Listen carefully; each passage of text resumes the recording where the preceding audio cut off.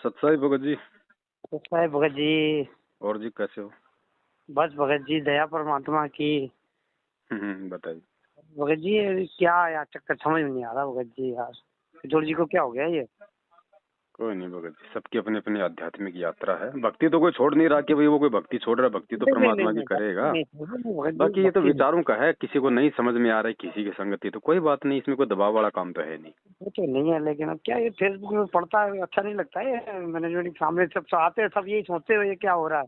अब उल्टी काल, ये उसको उल्टा लेके बैठते हैं। तो काल जो चाहेगा काल तो वो करवाएगा ना। ये बात भी सही है भगत जी यार। भाई इस मार्ग में जब जब प्यार प्रेम बढ़ने की बात आती है, उसी समय काल किसी न किसी को सामने खड़ा कर देता है। हाँ यार भगत जी समझ में आ रही दास एक महीने से कहता आ रहा है कि छटनी 2022 में सतसेवकों की शुरू हो जाएगी, नहीं बोल रहा क्या? भाई परमात्मा बुलवाते हैं, मुझे नहीं पता था कि कौन निकलने वाला, मैं खुद निकलने वाला हूँ या कोई और निकलेगा। लेकिन दास से परमात्मा 1.5 महीने पहले वीडियो बनवा दिया था कि भैया 2022 लग गई है, सावधान हो जाओ। अब क्योंकि मैनेजमेंट वालों की तो छटनी हो चुकी है, अब सतसेवकों में छटनी है। अब सही भगत जी। तो भगत जी दास ने तो प्रयास भी किया वहां जयपुर जाके, फिर भी मालिक की दया से अब नहीं। अगर परमात्मा ही चाहते हैं कि भैया इस मार्ग में गंदगी निकलनी आवश्यक है तो निकलेगी, वो मेरे रोकने से भी नहीं रुकेगी। बाकी हमारा किसी से कोई राग द्वेष नहीं है, ऐसी कोई बात नहीं है। कोई रखे तो रखे, वो उसकी अपनी सोच है। बाकी हमने तो सतलोक जाना है, तो हमने किसी के प्रति कोई मनमुटाव अपनी तरफ से नहीं रखना भगत जी। मनमुटाव करने के लिए कौन सी किसी की खेती ले रहे हैं? और इतना समय भी किसके पास है भगत जी इन फालतू की बातों के लिए उलझेगा? मनमुटाव करने के लिए जगत ही बहुत बड़ा था, फिर अपने भक्ति लाइन में क्यों आता है?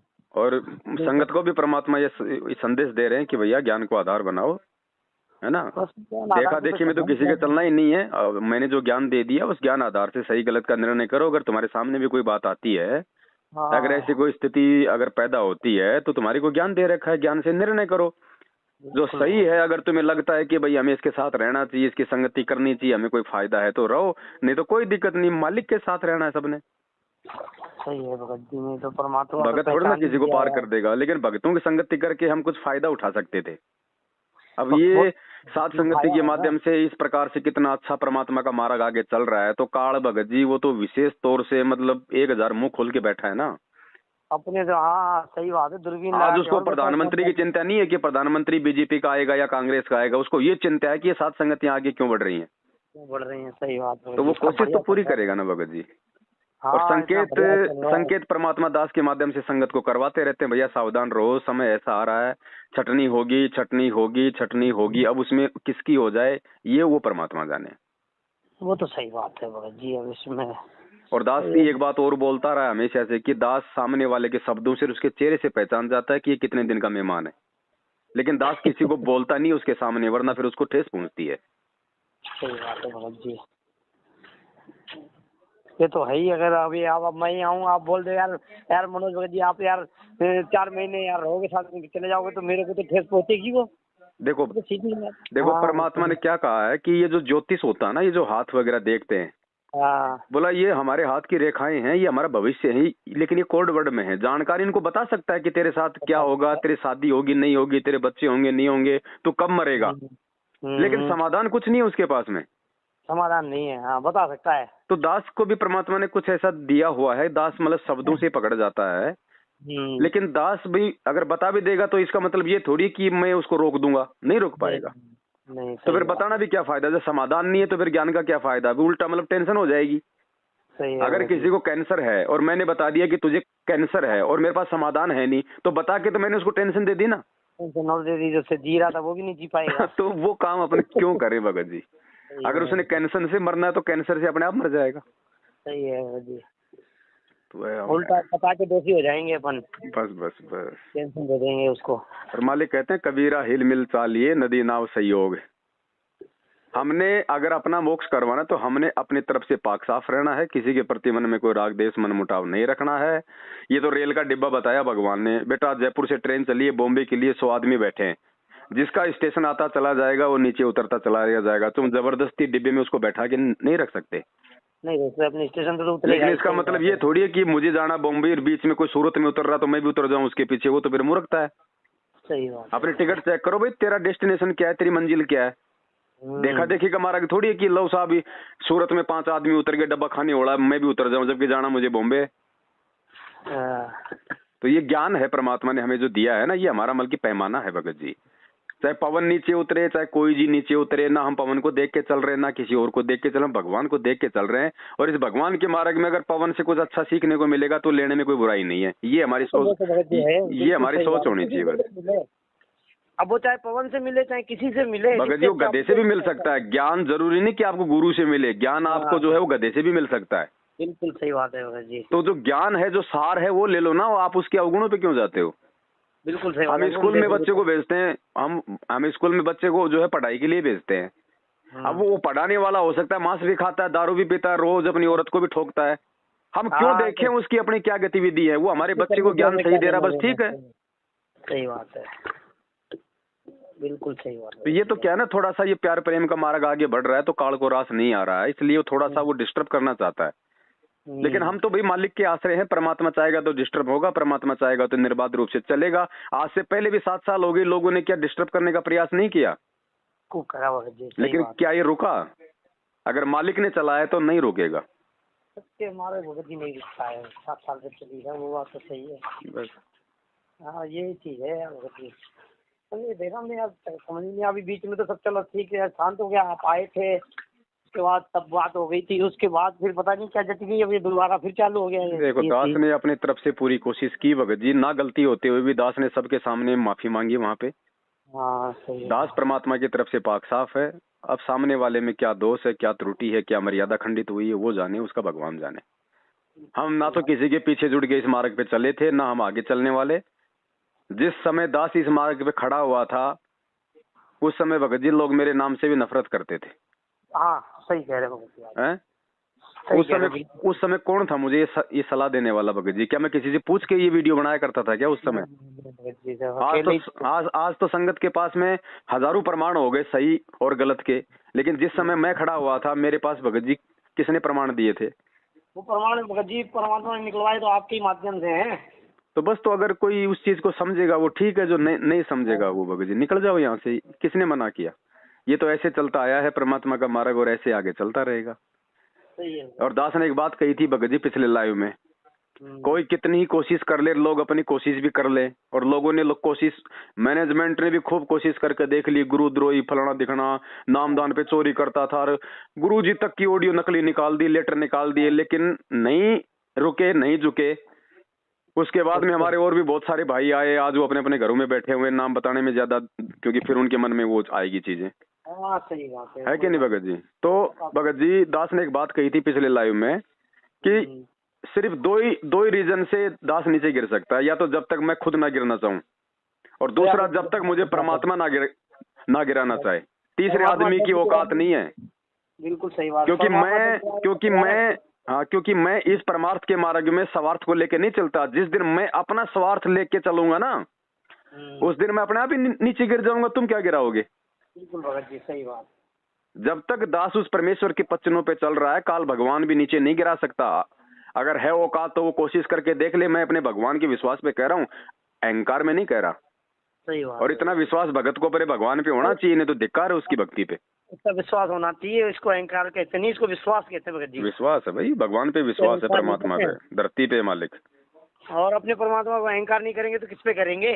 और देखो ना भगत जी, ये कोशिश लोग क्या उस परमात्मा को नीचे गिराने की नहीं कर रहे? देशद्रोही, गुंडा, भुंडा, देवी देवताओं का ये करता है, वो करता है, ईसाई मिशनरियों से मिला हुआ है, आतंकवादी, फातंकवादी, पता नहीं क्या क्या एलिगेशन भगवान पे नहीं लगे। तो हमने तो जो संघर्ष की शिक्षा है, आगे बढ़ने की शिक्षा है, वो भगवान से लेनी है ना। जब भगवान सच्चाई के रास्ते पे चला तो उनको कितना नीचे गिराने की कोशिश हुई, और जब हम अपने भगवान को देख के इस मार्ग पे आगे बढ़ेंगे तो क्या हमें नहीं होगी कोशिश गिराने की? भगवान के भी तो अपनों ने नीचे गिराया ना अपने, मतलब पूरी दुनिया उस भगवान की तो है। और हम इस मार्ग में चलेंगे तो हमें भी तो अपने गिराएंगे जो हमारे साथ जुड़े हुए हैं। नहीं गिराएंगे। तो भगत जी 7 साल हो गई दास के साथ में, सैकड़ों हजारों लोग आंधी की तरह आए और तूफान की तरह वापस भाग गए। टिकेगा वही जो परमात्मा का होगा। देखो, ज्ञान आधार जिसको बनेगा वही इस मार्ग पे टिकेगा, नहीं तो नहीं टिकेगा। वो पवन दास तो छोड़ो, वो परमात्मा से भी दूर हो जाएगा।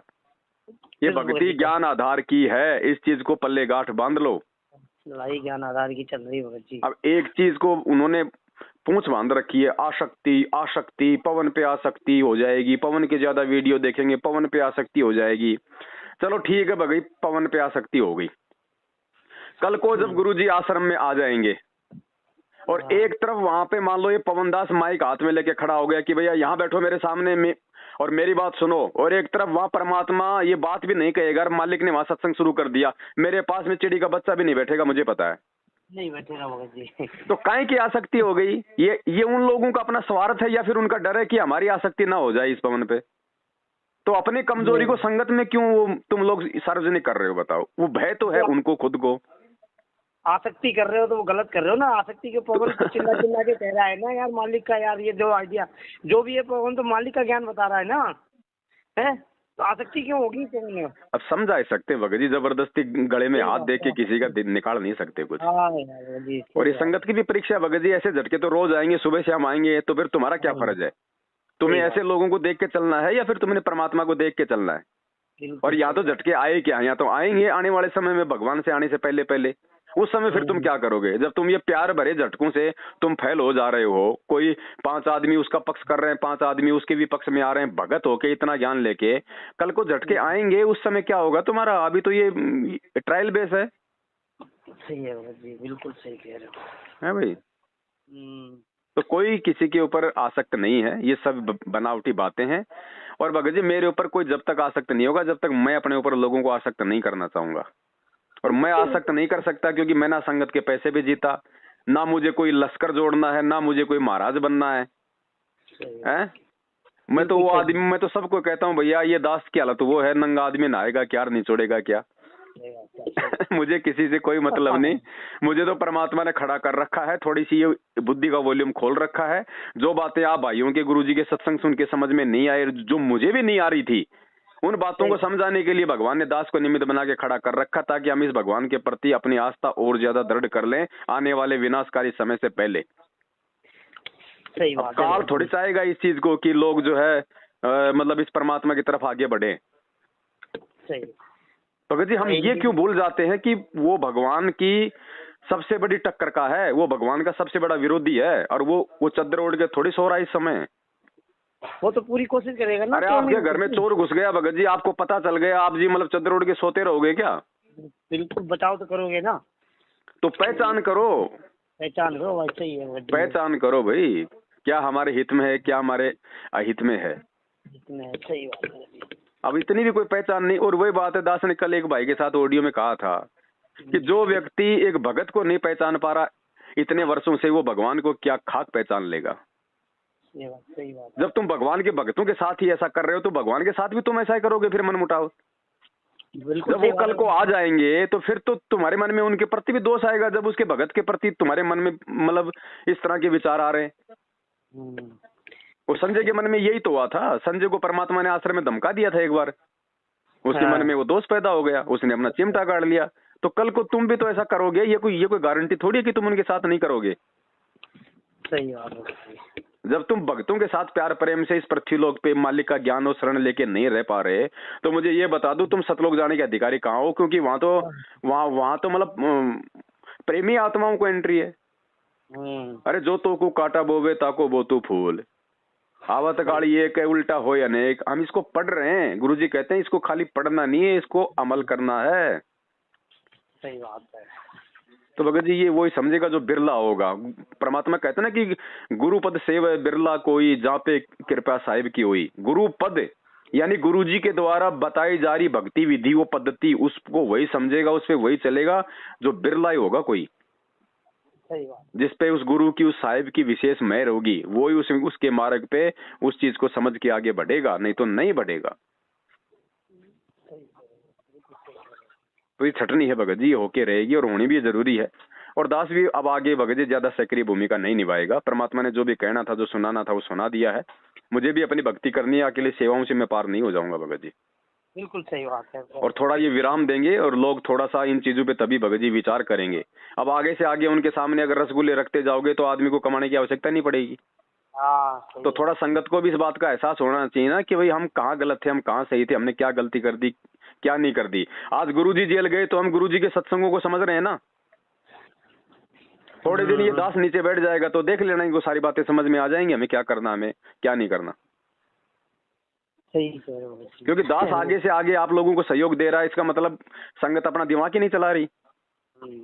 तो अब दास भी अपने आप को विराम देगा भगत जी, और परमात्मा की भी यही शायद इच्छा है, क्योंकि बहुत हो चुका है कि नहीं। अब संगत को भी अब अपने स्तर पे सोचने और समझने का मतलब ये मौका मिलना चाहिए अब। सही है थोड़ा, हाँ है ना। लो भाई, हाँ जी, हाँ जी, जितना जो विवेक उतना ही सोच पाएगा भगत जी। बस बस बस वही वही वही वही ये चीज है, ये सोच का ही तो चल ही रहा है। चलो ठीक है। बाकी हम कजोड़ जी का हम धन्यवाद करते हैं कि उन्होंने इतने वर्ष हमारे साथ में रह के सहयोग की, अपना एक अनमोल समय और उन्होंने दिया, उसके लिए हम उनके आभारी हैं।